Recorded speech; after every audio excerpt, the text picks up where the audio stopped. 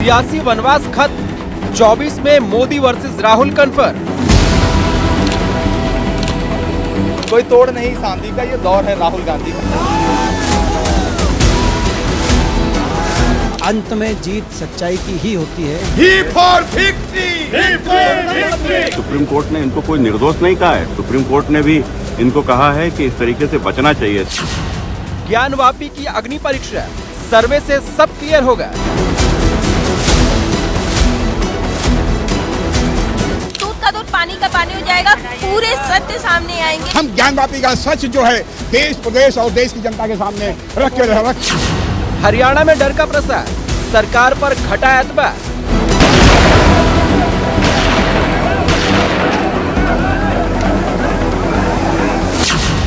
शिवराज में चली गोली, एमएलए के बेटे की गुंडागर्दी। उस पर तो कार्रवाई हुई, केस भी रजिस्टर्ड हो गया, कानून अपना काम करेगा। चलिए तो अभी की 4 बड़ी खबरों की डिटेल पड़ताल शुरू करते हैं और आज की सबसे बड़ी खबर है राहुल गांधी को सुप्रीम कोर्ट से राहत मिली है। तो क्या यह राहत उन्हें 2024 में मोदी के योग्य बनाती है? मोदी के खिलाफ क्या वो चुनाव लड़ पाएंगे? आज की सबसे बड़ी खबर और इस पर हम आज पूरी जानकारी आपके सामने रखने जा रहे हैं कि क्या राहुल गांधी 2024 में मोदी के खिलाफ योग्य हैं? क्या वो चुनाव लड़ेंगे? फिलहाल उनकी सजा पर रोक लग गई है, तो यह बड़ी खबर। उसके बाद दूसरी खबर ज्ञानवापी को लेकर होगी, जिसमें हम यह जानने की कोशिश करेंगे कि सर्वे से समाधान होगा या फिर घमासान बढ़ेगा। इस पर क्या ताजा अपडेट है, आप तक पूरी जानकारी हम पहुंचाएंगे। और आज की तीसरी बड़ी खबर के लिए हरियाणा चलेंगे, जहां से हम यह जानने का प्रयास करेंगे कि क्या खट्टर सरकार पर अब एतबार नहीं रहा लोगों का। और आज की चौथी बड़ी खबर, अंतिम खबर जो हम आपको दिखाने वाले हैं, मध्य प्रदेश, उसके लिए हम आपको लिए चलेंगे, जहां एक विधायक के बेटे ने सरेआम आदिवासी शख्स पर गोली चला दी है। तो हर खबर की पूरी पड़ताल होगी और चप्पे चप्पे पर हमारे रिपोर्टर मौजूद हैं। राहुल गांधी को लेकर सुप्रीम कोर्ट ने जो फैसला सुनाया, उसके सियासी और कानूनी मायने आपको समझाएंगे। हमारे साथ आशीष कुमार सिंह हमारे सहयोगी जुड़ रहे हैं। ज्ञानवापी में एएसआई के सर्वे पर अभी तक क्या निकलकर सामने आया है, इसके लिए आपको हम वाराणसी लिए चलेंगे। वीरेश पांडे हमारे साथ जुड़ेंगे, पल पल का अपडेट आप तक पहुंचाएंगे। हरियाणा की हिंसा पर खट्टर सरकार पर जनता क्या सोच रही है, इसकी ग्राउंड रिपोर्ट के लिए हम आपको मनोज वर्मा के पास लिए चलेंगे। और मध्य प्रदेश में एक विधायक के बेटे पर पुलिस ने क्या एक्शन लिया है, इसकी सीधी रिपोर्ट आप तक पहुंचाएंगे ब्रजेश राजपूत। चारों खबरों की नब्ज को टटोलेंगे, उस निचोड़ को हम समझेंगे। हमारे साथ देश के जाने माने पत्रकार जुड़ रहे हैं। मुकेश कौशिक से जानेंगे कि राहुल गांधी को नया नवेला इंडिया स्वीकार करेगा। अमलेंदु उपाध्याय से समझेंगे कि सर्वे से कितना समाधान संभव है। प्रदीप सौरभ जी बताएंगे कि खट्टर सरकार पर कितना एतबार होना चाहिए। और प्रेम कुमार जी से जानेंगे कि मध्य प्रदेश में क्या विधायक के घर पर बुलडोजर चला पाएंगे शिवराज सिंह चौहान। लेकिन शुरुआत कर लेते हैं अभी की सबसे बड़ी खबर के साथ। राहुल गांधी को सुप्रीम कोर्ट से बड़ी राहत मिली है, उनकी सजा पर फिलहाल रोक लगा दी गई है। तो एक बड़ी जीत ये कांग्रेस के लिए, राहुल गांधी के लिए। सियासी सरगर्मी बहुत तेज है। राहुल गांधी की सदस्यता चली गई थी, आपको पता है, मोदी सरनेम वाले केस में जो उन्हें सजा सुनाई गई थी। ऐसे में चुनाव से पहले जाहिर तौर पर कांग्रेस इसे एक बड़ी जीत के तौर पर रखेगी। तो राहुल गांधी की सदस्यता बहाल हो सकती है, सजा पर रोक लग गई है। तो अभी की बड़ी खबर आपको बता दें, राहत के लिए सुप्रीम कोर्ट, हालांकि सुप्रीम कोर्ट की तरफ से कुछ नसीहतें भी राहुल गांधी को दी गई हैं। बयान में नेता को समझदारी दिखानी चाहिए, जो बात उन्होंने कही थी उस पर आपत्ति तो जाहिर की गई है, लेकिन फिलहाल उनकी सजा पर सुप्रीम कोर्ट से रोक लग गई है। आपको पता है राहुल गांधी को हाई कोर्ट से भी राहत नहीं मिल पाई थी, ऐसे में उनकी मुश्किलें बढ़ रही थी, उनकी लोकसभा की सदस्यता चली गई थी। आने वाले दिनों में क्या वो चुनाव लड़ते, उस पर भी संकट के बादल मंडरा रहे थे, लेकिन अब सुप्रीम कोर्ट से उन्हें राहत मिल गई है। ऐसे में अभी कांग्रेस दफ्तर में, दिल्ली में जो कांग्रेस का मुख्यालय है, वहां पर जश्न का माहौल देखने को मिल रहा है। कांग्रेस के नेता कार्यकर्ता एक दूसरे को लड्डू खिला रहे हैं। यह देखिए क्या ट्वीट किया गया है, आ रहा हूं, सवाल जारी रहेंगे। यह देखिए, यह ट्वीट भी किया गया है कांग्रेस की तरफ से। कांग्रेस का जो आधिकारिक ट्विटर हैंडल है उस पर यह लिखा गया, आ रहा हूं, सवाल जारी रहेंगे। यानी कि राहुल गांधी की तरफ से यह बात कही जा रही है, आ रहा हूं यानी लोकसभा में फिर से पहुंच रहा हूं, सदस्यता बहाल होने के बाद सवाल पूछता रहूंगा। सत्य की हमेशा जीत होती है, यह कहना राहुल गांधी का। देखिए, यह उनकी मुस्कान वाली उनकी तस्वीर, यह कांग्रेस के आधिकारिक हैंडल से ट्वीट किया गया है। जो इंडियन नेशनल कांग्रेस का ट्विटर हैंडल है उस पर यह लिखा गया है कि सत्य की हमेशा जीत होती है। और ये राहुल गांधी का चेहरा उसमें मुस्कुराता हुआ नजर आ रहा है। ये देखिए राजस्थान के मुख्यमंत्री क्या कह रहे हैं। श्री राहुल गांधी जी की सजा पर रोक के सर्वोच्च न्यायालय के फैसले का स्वागत किया जा रहा है। जयराम रमेश ने ट्वीट किया है, सभी तमाम नेता जो बड़े नेता हैं कांग्रेस के, और देखिए प्रियंका गांधी का ट्वीट भी आपके सामने, माननीय उच्चतम न्यायालय को न्यायपूर्ण फैसला देने के लिए धन्यवाद। तो एक बड़ी जीत के तौर पर कांग्रेस इसे रख रही है। सियासी सरगर्मी बहुत तेज है और कांग्रेस जिस तरीके से इस मामले को अब आगे ले जाएगी उसका आप अंदाजा लगा सकते हैं। आने वाले दिनों में चुनाव भी है। यह देखिए क्या लिखा गया है, श्री राहुल गांधी जी की सजा पर रोक के सर्वोच्च न्यायालय के फैसले का स्वागत किया जा रहा है। सुप्रीम कोर्ट का फैसला सत्य और न्याय की पुष्टि करने वाला है।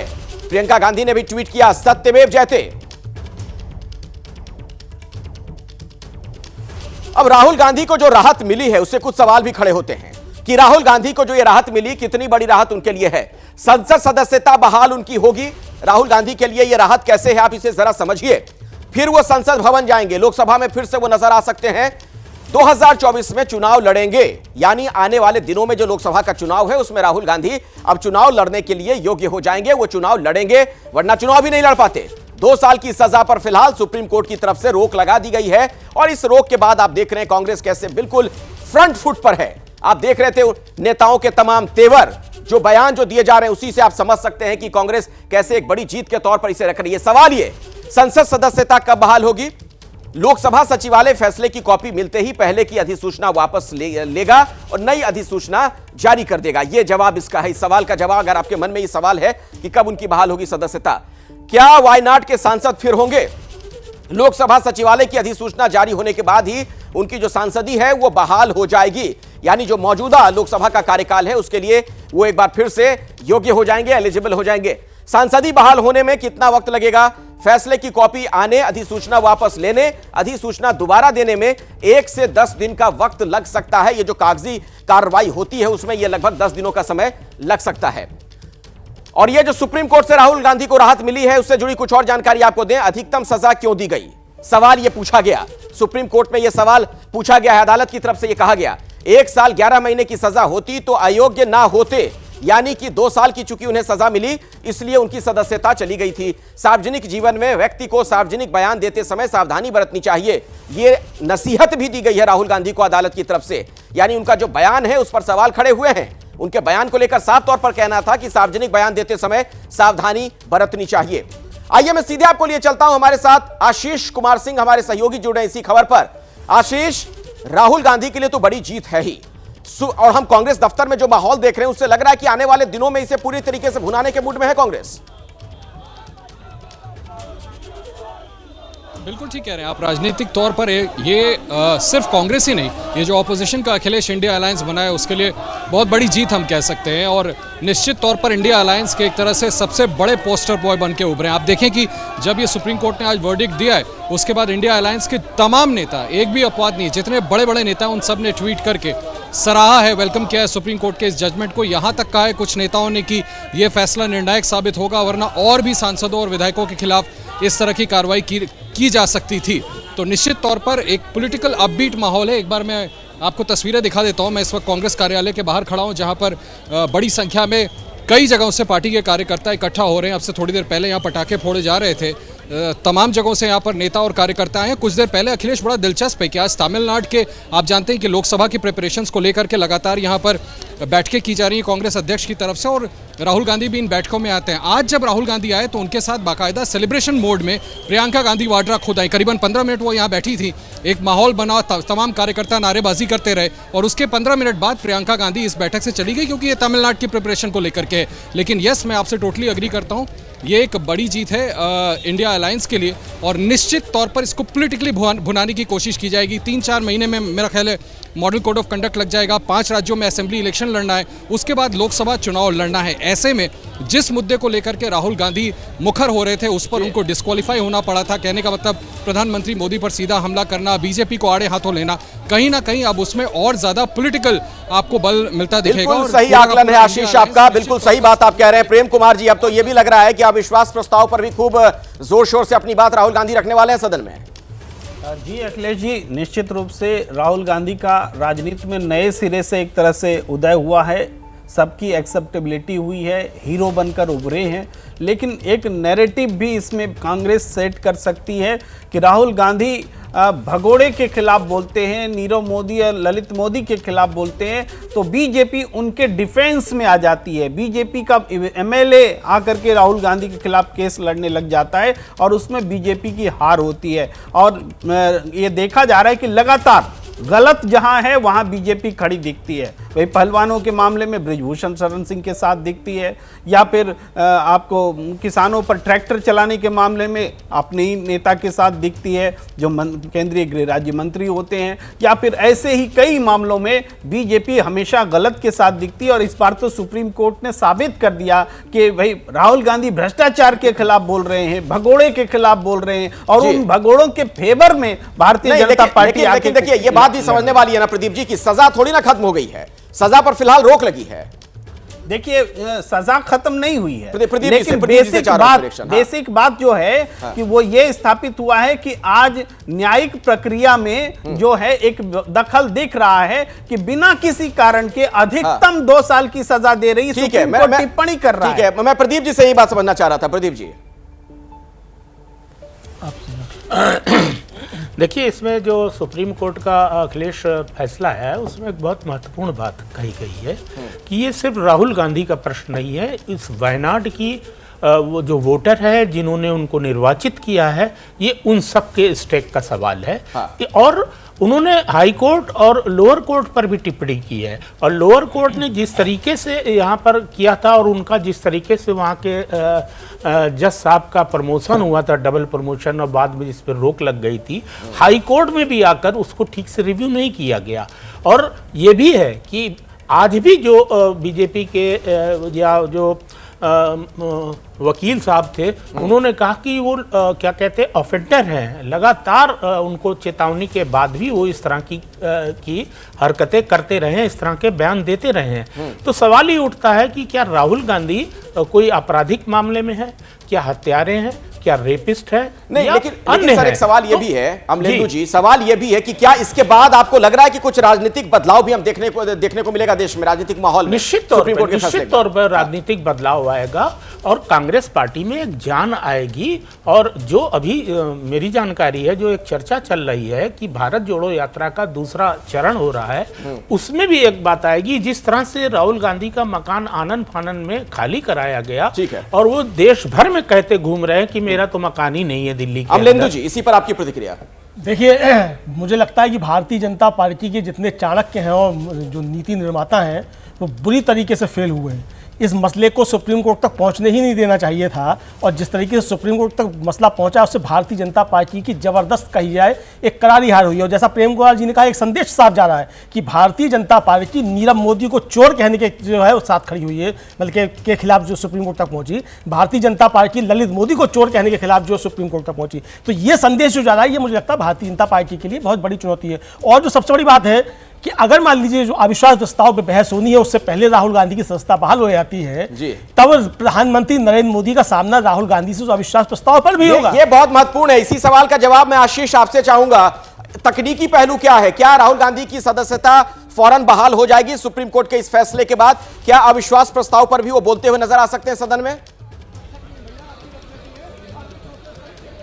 देखिए, टेक्निकली तो बिल्कुल तुरंत हो सकता है। जैसे ही ऑर्डर की कॉपी लोकसभा स्पीकर को मिलेगी, प्रोसीजरली वो सिर्फ लीगल ओपिनियन लेंगे, पार्लियामेंट्री अफेयर्स मिनिस्टर से बात करेंगे और उसके बाद वो तुरंत बहाल कर सकते हैं। इसीलिए अब से थोड़ी देर पहले अखिलेश, मैंने जब farmer MOS parliamentary affairs doctor Manmohan Singh के जमाने में राजीव शुक्ला थे, मैंने उनसे सवाल पूछा था, हालांकि वो कांग्रेस के सांसद भी। उन्होंने कहा कि जितनी जल्दी 24 घंटे के अंदर आपने फैसले के बाद डिस्क्वालीफाई किया था, उतनी जल्दी जजमेंट की कॉपी मिलते ही आप उनको वापस बहाल भी कर सकते हैं। मुझे भी आपके सवाल के जवाब में मेरी भी जानकारी यही कहती है कि इसमें कोई डिले करने की जरूरत नहीं, अनलेस सेक्रेटेरिएट की तरफ से या गवर्नमेंट की तरफ से डेलिब्रेट कोई ऐसा अटेम्प्ट हो। मैं इस पर कुछ प्रोनाउंस नहीं करना चाहता, सरकार बेहतर इसको असेस करेगी। लेकिन एक लीगल ओपिनियन और उसके बाद जल्द से जल्द, मुझे लगता है 24 घंटे से 48 घंटे के अंदर अगर चाहा जाए तो उनको वापस बहाल किया जा सकता है जजमेंट की कॉपी के बाद। चलिए, बहुत ही महत्वपूर्ण जानकारी आपने दी है आशीष। और अब वक्त है आज की दूसरी बड़ी खबर का। सुप्रीम कोर्ट में मुस्लिम पक्ष की अर्जी खारिज हो गई है। ज्ञानवापी में सुप्रीम कोर्ट से सर्वे की अनुमति मिल गई है। ढांचे को नुकसान पहुंचाए बिना इजाजत मिली है, यानी जो सर्वे किया जाएगा उस वक्त इस बात का ख्याल रखा जाए कि मूल ढांचे को किसी तरीके का कोई नुकसान ना होने पाए। रिपोर्ट की गोपनीयता पर सुप्रीम कोर्ट ने कुछ नहीं कहा है। तो अभी की बड़ी खबर आपको बता दें, रिपोर्ट की गोपनीयता पर सुप्रीम कोर्ट ने कुछ नहीं कहा है, लेकिन सर्वे को लेकर यह रुख सुप्रीम कोर्ट की तरफ से साफ कर दिया गया है। ज्ञानवापी का एएसआई सर्वे जारी रहेगा। इसी खबर पर और अधिक जानकारी आपको देंगे हमारे सहयोगी वीरेश पांडे हमारे साथ जुड़े हुए हैं, लगातार वहां से पल पल की खबर आप तक पहुंचा रहे हैं। वीरेश, देखिए, आपने सुप्रीम कोर्ट की बात रखी एएसआई पर, मैं इस वक्त जिला कोर्ट से जो फैसला आया है उसकी भी बात रखूंगा। 21 जुलाई को जिला कोर्ट ने कहा था कि 4 अगस्त को सर्वे पूरा करके रिपोर्ट सौंप दीजिए, लेकिन चूंकि हाईकोर्ट ने रोक लगा दिया था, मामला चल रहा था, इसलिए आज शुरू हुआ है एएसआई सर्वे। ऐसे में एएसआई की तरफ से वकील गए, उन्होंने कहा कि साहब हमारे ऊपर तो हाईकोर्ट ने रोक लगा दी थी, स्टे कर दिया था, तो ऐसे में हम तो सर्वे कर नहीं पाए। तो जिला कोर्ट ने कहा कि आपके पास 4 हफ्ते हैं, यानी इस महीने के अंत में सर्वे की रिपोर्ट जिला कोर्ट में सौंपे। और इस बाबत सबसे पहले एबीपी न्यूज ने सवेरे 10 बजे यह खबर ब्रेक कर दी थी, दर्शकों को बता दी थी कि एएसआई समय मांगेगी, 2-4 हफ्ते की समय मांगेगी। मोहम्मद मोइन हमारे साथ हैं। एबीपी न्यूज की लगातार खबरों पर मुहर लगती जा रही है। जी बिल्कुल, एबीपी न्यूज की एक और खबर पर मुहर लगी है। सुबह 9 बजे के करीब ही हमने ये खबर ब्रेक की थी कि एएसआई का जो सर्वे ज्ञानवापी परिसर में दोबारा आज से शुरू हुआ है, वो 4 या 5 दिन में पूरा नहीं होने जा रहा है, कम से कम 2 हफ्ते का वक्त लगेगा। और आज जिला जज की कोर्ट में जो सुनवाई होनी है उसमें हिंदू पक्ष की तरफ से, एएसआई की तरफ से अदालत से और मोहलत मांगी जाएगी। दलील ये दी जाएगी कि सुप्रीम कोर्ट और बाद में हाई कोर्ट ने रोक लगाई, सर्वे आज से शुरू हुआ, लंबा वक्त लग सकता है, इसलिए ज्यादा दिनों की मोहलत दी जाए। तो जिला जज की कोर्ट ने जो अर्जी दाखिल की गई थी उसे मंजूर कर लिया है, 4 हफ्ते की मोहलत दी है, यानी एएसआई को सर्वे पूरा करने के लिए 4 हफ्ते का वक्त रहेगा। वो चाहे 2 हफ्ते में पूरे करें, चाहे 3 हफ्ते में पूरा करें, या 4 हफ्ते का वक्त उनके पास रहेगा। 4 हफ्ते में वो सर्वे का काम पूरा करेंगे। यही जानकारी आपको दे दूं कि जिला प्रशासन से, जी हां, जिला प्रशासन से एएसआई के आलोक त्रिपाठी ने, एडिशनल डायरेक्टर ने कहा था कि मुझे समय और चाहिए। मैं दोबारा आपके पास लौटूंगा। वीरेश मैं आपके पास आऊंगा दोबारा, बीच में आपको रोक रहा हूं, लेकिन मुकेश कौशिक जी, सुप्रीम कोर्ट से अगर कहा जाता है कि सर्वे जारी रहेगा, इस फैसले का आने वाले दिनों में क्या असर आप देखते हैं? देखिए, जब तक सर्वे जारी रखने की अनुमति आती है तब तक इसका मतलब यह है कि पॉलिटिकल लीज इसको मिल गई है। ये ज्ञानवापी का इशू अब एक राजनीतिक इशू बनेगा और अगले 4-5 महीने में आपको देखने को मिलेगा कि राम मंदिर का निर्माण, ज्ञानवापी का केस और यूनिफॉर्म सिविल कोड, ये परफेक्ट रेसिपी है जो चुनाव की, जो अगले हमें 8-9 महीने में दिखाई देगी। अगर सर्वे पर रोक लग जाती, और वो इस आधार पर लग सकती थी कि जो नरसिम्हा राव के सरकार के समय 1991 में एक एक्ट आया था, जब बाबरी मस्जिद का इशू इरेक्ट हुआ था कि लोग तमाम जितने भी धार्मिक स्थल हैं उनको जस का तस बरकरार रखा जाए। उसके लिए एक्ट आया था कि 15 अगस्त 1947 को जो मस्जिद थी वो मस्जिद रहे, जो मंदिर था वो मंदिर रहे। उस बारे में क्या सुप्रीम कोर्ट रुख लेगा, इस पर आपको ध्यान देना होगा। और इस बीच एक बड़ी खबर और दर्शकों को बता दें कि ज्ञानवापी में सर्वे के दौरान विवादित तकरीर की जानकारी मिल रही है। शहर मुफ्ती मौलाना की विवादित तकरीर, मुल्क में जालिमों की हुकूमत काम कर रही है, यह कहा है मौलाना ने। 9 साल में खास तबके को टारगेट किया गया, यह बात भी कही गई है। अदालतें सुन रही हैं, गलत फैसला सुना रही हैं। शहर मुफ्ती प्लेसेस ऑफ वर्शिप एक्ट का मजाक बनाया गया। सीधे मैं आपको वीरेश के पास लिए चलता हूं, उनके साथ मोइन भी मौजूद है हमारे सहयोगी। वीरेश, यह तो बहुत ही आपत्तिजनक बयान दिया गया है। जिस तरीके से तकरीर, 20 मिनट की जो तकरीर हुई है, वो मुफ्ती अब्दुल बातिन नोमानी, जिन्होंने नमाज से पहले तकरीर दी, जिसे खुतबा कहा जाता है, ऐसे में वो तकरीर बहुत भड़काऊ थी। और पहली बार नोमानी साहब जो सौहार्द की बातें करते रहे हैं, हिंदू मुस्लिम सौहार्द की बात करते रहे हैं, गंगा यमुनी तहजीब की बातें करते रहे हैं, 20 मिनट तक केवल और केवल सियासी तकरीर दिया उन्होंने, सौहार्द की कोई बात नहीं। उन्होंने कहा कि मोदी और योगी की सरकार लगातार एक तबके पर निशाना बना रही है। उन्होंने कोर्ट को भी नहीं छोड़ा, जिला कोर्ट को भी नहीं छोड़ा, सुप्रीम कोर्ट तक को नहीं छोड़ा, हाई कोर्ट तक को नहीं छोड़ा। उन्होंने कोर्ट से लेकर सरकार तक को कटघरे में खड़ा किया। कहा वक्त आएगा, वक्त सबका हिसाब करेगा। मोहम्मद मोइन हमारे साथ हैं। जिस तरीके से तकरीर दिया अब्दुल बातिल नोमानी ने, शहर मुफ्ती हैं, उनके ऊपर जिम्मेदारी है कि वो यहां पर अमन चैन बरकरार रखें और बातों को सियासी ना बल्कि धार्मिक करें। बिल्कुल, इससे पहले भी हमने कई बार उनकी तकरीरें सुनी हैं, उनके जो खुतबे होते हैं मस्जिद के अंदर उसको सुना है। वो हमेशा जो बनारस की गंगा जमुनी तहजीब है उसके लिए बातें करते थे, लेकिन आज वो एक फायर ब्रांड नेता की तरह बोल रहे थे और मस्जिद को उन्होंने एक पॉलिटिकल प्लेटफॉर्म बना दिया था। उन्होंने जो मुख्यमंत्री योगी आदित्यनाथ ने ज्ञानवापी मामले को लेकर जो बयान दिया था ANI न्यूज एजेंसी को, उसको लेकर के भी बहुत तल्ख टिप्पणी की और कहा कि हुकूमत जो चला रहा है उसको इस तरीके की बयानबाजी नहीं करनी चाहिए थी। योगी आदित्यनाथ के त्रिशूल वाले बयान पर, ज्ञानवापी वाले बयान पर भी अब्दुल बातिन नोमानी ने अपने बयान को रखा है, अपनी तकरीर को दी है। जिस तरीके से मुख्यमंत्री योगी आदित्यनाथ ने कहा था कि ज्ञानवापी को अगर मस्जिद कहेंगे तो विवाद बढ़ेगा। और चलिए नरेश, मैं दोबारा आपके पास लौटूंगा। दरअसल एक ब्रेक का वक्त हो चला है, वापस लौटेंगे तो दो और बड़ी खबरें हैं। मध्य प्रदेश से भी एक बहुत बड़ी खबर आ रही है, वो भी आप तक पहुंचाएंगे। आप बने रहिए हमारे साथ, देखते रहिए ABP न्यूज। रुख कर लेते हैं हरियाणा का। जी हां, हरियाणा, जहां हिंसा के आरोपियों की धरपकड़ बहुत तेज है इस वक्त। हरियाणा हिंसा में अब तक 102 FIR दर्ज हो चुकी है।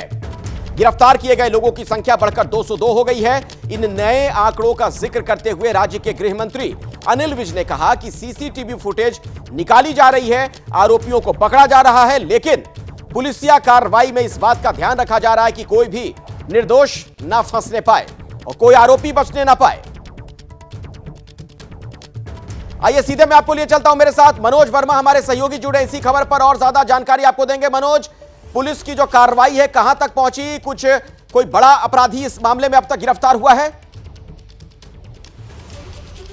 जी बिल्कुल, देखिए अखिलेश, आपको बताना चाहूंगा कि इस वक्त मैं नूह में मौजूद हूं और सिर्फ मैं अगर नूह की बात करूं तो 55 FIR सिर्फ नूह में दर्ज हो चुकी हैं और 141 अपराधियों को नूह से गिरफ्तार किया जा चुका है। और अभी भी जो पुलिस की कई टीमें हैं वो लगातार दबिश दे रही हैं, लगातार गिरफ्तारियां पुलिस की तरफ से की जा रही हैं। इतना ही नहीं, जो CCTV कैमरे हैं उनको खंगाला जा रहा है। इसके अलावा लोकल सर्विलांस के जरिए भी अपराधियों पर नजर रखी जा रही है। फिलहाल मैं बात करूं तो पुलिस ने अभी तक उन अपराधियों को गिरफ्तार किया है जिन्होंने पत्थरबाजी की थी, लेकिन जिन अपराधियों ने हथियार चलाए थे, जो दंगे में शामिल थे और जिन्होंने हथियार का इस्तेमाल किया था, अभी तक ऐसा कोई अपराधी पुलिस की गिरफ्त में नहीं आया है, तो उनको लेकर भी लगातार रेड्स की जा रहे हैं। इसके अलावा तावड़ू में कल एक सुबह भी और कल भी एक बड़ा ऑपरेशन पुलिस की तरफ से चलाया गया था। तावड़ू नूह के अंदर ही आता और वहां पर गलत तरीके से जो काफी लोग रह रहे थे उनकी जो झुग्गियां हैं उनको गिराया गया और वहां से भी काफी गिरफ्तारियां पुलिस की तरफ से लगातार की जा रही है। पुलिस का साफ तौर पर यही कहना है कि FIR की संख्या उसमें भी इजाफा हो सकता है, वो भी बढ़ सकती है। इसके अलावा जो गिरफ्तारियां हैं वो भी आने वाले दिनों में बढ़ेंगी और कल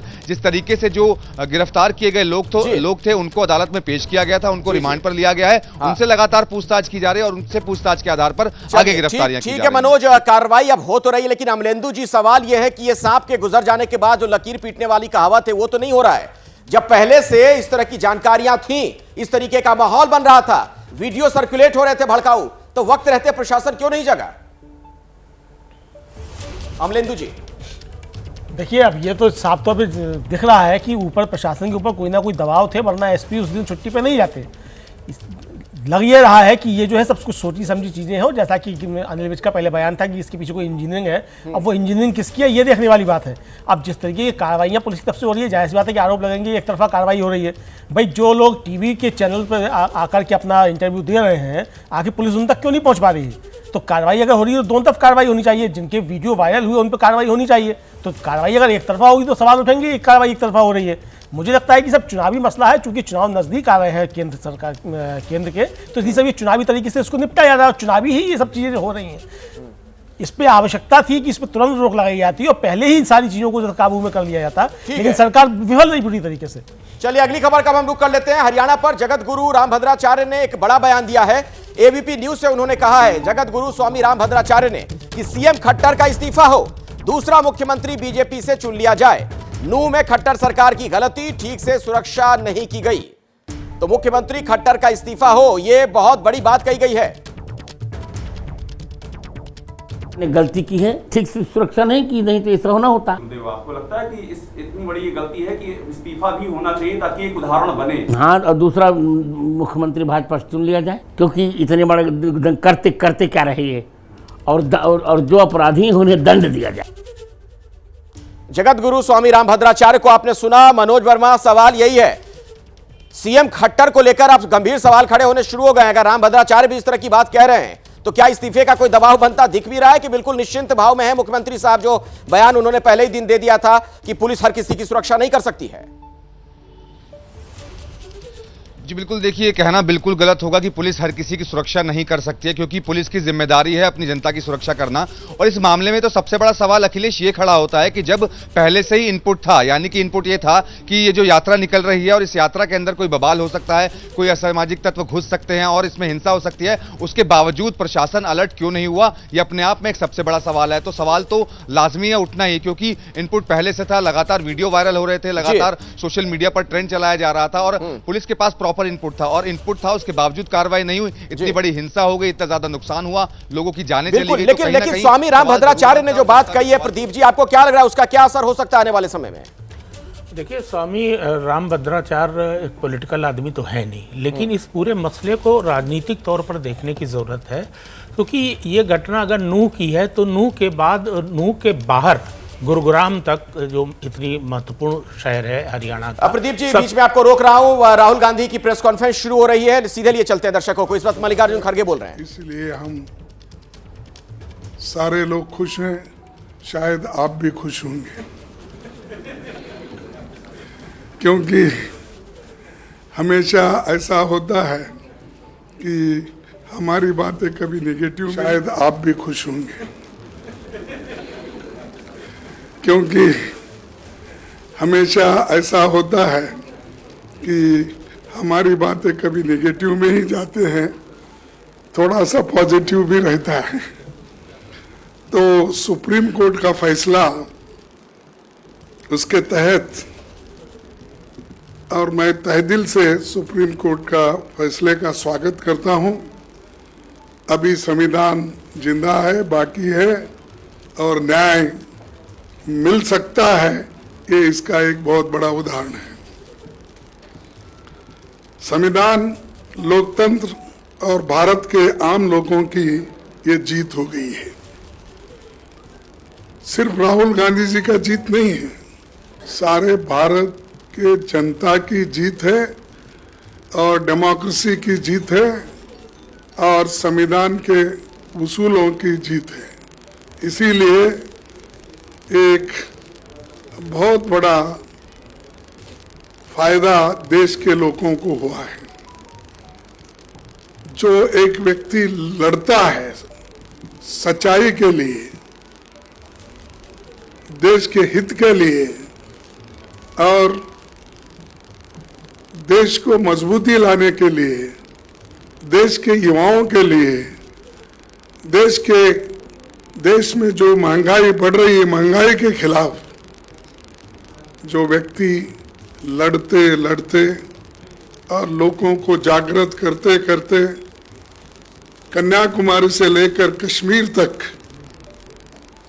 4000 किलोमीटर से भी ज्यादा चल के गरीबों से मिले, बच्चों से मिले, डॉक्टर, इंजीनियर, सभी लोगों से मिले, और आज मैं समझता हूँ उन सब की दुआएं हमारे साथ है, इसीलिए ये लोगों का जीत है, मैं ये कह सकता हूँ। और ये तो लोकतंत्र की जीत गूंजेगी, और राहुल गांधी जी को हटाने में, डिस्क्वालीफाई करने में सिर्फ 24 घंटे में सब कुछ हुआ। अब देखेंगे अब कितने घंटे में उनको रीइंस्टेट करते हैं, क्योंकि डिस्क्वालीफाई करने के लिए तो उनको टाइम ही नहीं आया। जजमेंट गुजरात, ये तो दिल्ली का जजमेंट है, बहुत आस्था नजदीक है बहुत ही। अब गुजरात से आया जो ये था, उसको उन्होंने 24 घंटे लगा के उसमें सब डिस्क्वालीफाई करे, बाकी सारी चीजें करे, बाहर निकाले, सब कुछ हुआ। लेकिन दिल्ली के सुप्रीम कोर्ट और हमारा जो पार्लियामेंट है, हार्डली ये सिर्फ किलोमीटरों पे है, तो वो तो 1500 से 600 किलोमीटर था। तो इसलिए मैं चाहता हूं कि शायद रात में वो रीइंस्टेट करते हैं, क्या अभी करते हैं, कितना वक्त लेते हैं, हमको अब देखना चाहिए। हम देखेंगे और इंतज़ार करेंगे। अब इतना बड़ा इंतज़ार किए तो ये जो बाकी उनके ऑर्डर का भी हम इंतज़ार करेंगे। और ये मोदी सरकार को और बीजेपी लोगों को थोड़ा, अरे भाई हम क्या गलती किए, ये करना नहीं था, ऐसा तो थोड़ा लगा होगा। चाहे वो मन में ही बोलते होंगे या बाहर बोलने को थोड़ा कष्ट होता होगा, लेकिन मैं उस पर टिप्पणी नहीं करना चाहता हूँ क्योंकि अभी आगे हमारा लड़ाई जारी रहने वाला है। तो इसलिए मैं इतना ही कहूँगा कि ये लोगों की जीत है, वोटरों की जीत है और वायनाड के नागरिकों की और वोटर की ये जीत है। वहाँ के लोग भी बड़े खुश हैं और वायनाड के लोग जीत से अब सब जगह ये अपनी जीत बना रहे हैं। तो मैं ज़्यादा न बोलते हुए बाकी के डिटेल में सिंघवी साहब बोलेंगे और चौधरी साहब भी बोलेंगे और राहुल गांधी जी भी एक दो शब्द कहेंगे। तो इतना कह के मैं आपको यही कहूँगा कि आप भी हमारे साथ कभी कभी खड़े होते हैं, इसीलिए आप सबको भी नमस्कार और दो शब्द कहने के लिए मैं उनसे शुक्रिया खड़गे जी। मैं राहुल जी से गुजारिश करूंगा क्योंकि वो हमारे बीच में मौजूद हैं, वो कुछ शब्द आपके सामने रखें। राहुल जी के बाद सिंघवी साहब और अधीर रंजन जी प्रेस कॉन्फ्रेंस करें। थैंक यू खड़गे जी, आप सबका यहाँ बहुत बहुत स्वागत। आज नहीं तो कल, कल नहीं तो परसों सच्चाई की जीत होती है। मगर जो भी हो, मेरा रास्ता तो क्लियर है। मुझे क्या करना है, मेरा क्या काम है, उसके बारे में मेरे दिमाग में बिल्कुल क्लैरिटी है। जिन लोगों ने हमारी मदद की और जनता ने जो प्यार और सपोर्ट दिया, उसके लिए मैं बहुत बहुत धन्यवाद करता हूँ। Thank you. मोदी सड़ने वाले मामले में राहुल गांधी को जो सजा मिली थी, उस सजा पर सुप्रीम कोर्ट ने रोक लगा दी है। और सुप्रीम कोर्ट का जैसे ही फैसला आया, कांग्रेस ने इसे एक बड़ी जीत के तौर पर रखा है। राहुल गांधी ने प्रेस कॉन्फ्रेंस के दौरान क्या बातें कही, वो आपको सुनवाते हैं। आज नहीं तो कल सच्चाई की जीत होगी, ये कहना था राहुल गांधी का। मुझे पता है मुझे क्या करना है, मैं बिल्कुल क्लियर हूं, मेरे दिमाग में क्लैरिटी है कि मुझे आने वाले दिनों में क्या करना है। समर्थन करने वालों का धन्यवाद। ये तमाम बातें राहुल गांधी ने कही हैं।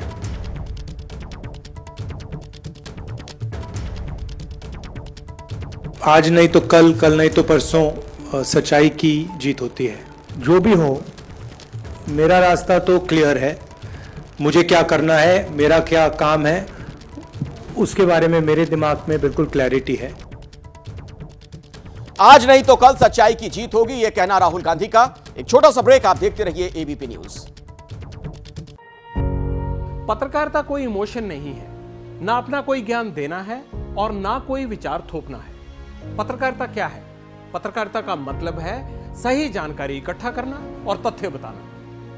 पत्रकारिता आज जितने महत्वपूर्ण दौर में है, शायद पहले नहीं थी। इस दौर से निकलने के लिए सिर्फ सच दिखाने की जरूरत है, वो सच जो आपके हित को आगे रखे। इसलिए अब रात 9 बजे प्राइम टाइम नहीं होगा, ये आपका टाइम है।